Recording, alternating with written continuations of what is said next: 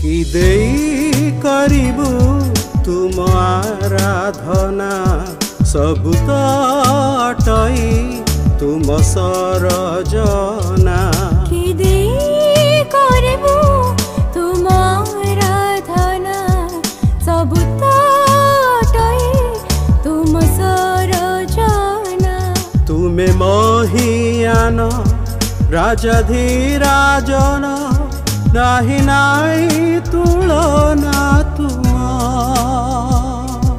तुमी महियान राजाधिराजन नाही नाही तुलना तुम। प्रिय श्रोता बंधु प्रभु श्रीख्रीष्ट सर्वोन्नत नाम आपण को शुभेच्छा। पवित्र बाइबल आदि पुस्तक 1 अध्याय 1 पदरे आमे नहीं परी पाठ करू। आद्यरे परमेश्वर आकाश और पृथ्वी को सृष्टि कले। एथिरे कौनसी संदेह नहीं जे मनुष्य जहाँ सबू करिछि ताहा वास्तव में प्रशंसनीय अटे।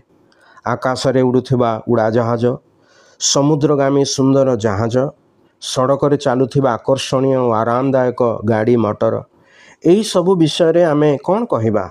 यही सबू देखि आमे आश्चर्य हो पुणी कहू वाओ ग्रेट वंडरफुल।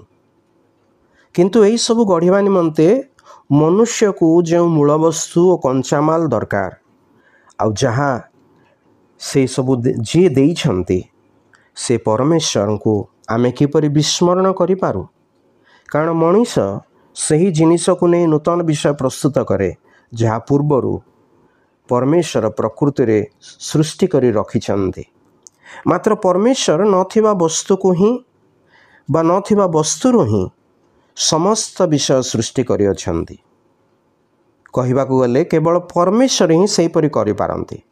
जो माने यहाँ को बुझंती ओ अनुभव करिछंती से माने कहंती शून्यरु नहीं तुम्भे मते रचिल निज स्वरूप रे अनंत प्रेमे प्रेम करी पुत्रंकु देल मो मुक्ति लागी से प्रेम कि अद्भुत गाउथिबी तुम्भ स्तुति गीत। आपण जे केही हुअन्तु यहाँ शुणी जोठी भी अछंती परमेश्वर को निकट को आसतु ताहांकु कहतु हे प्रभु तुम्भे कुंभकार मु माटी मात्र तुम्भे त्राणकर्ता मु पापी हे प्रभु जीशु तुम्भे ही मोर सृष्टिकर्ता और त्राणकर्ता।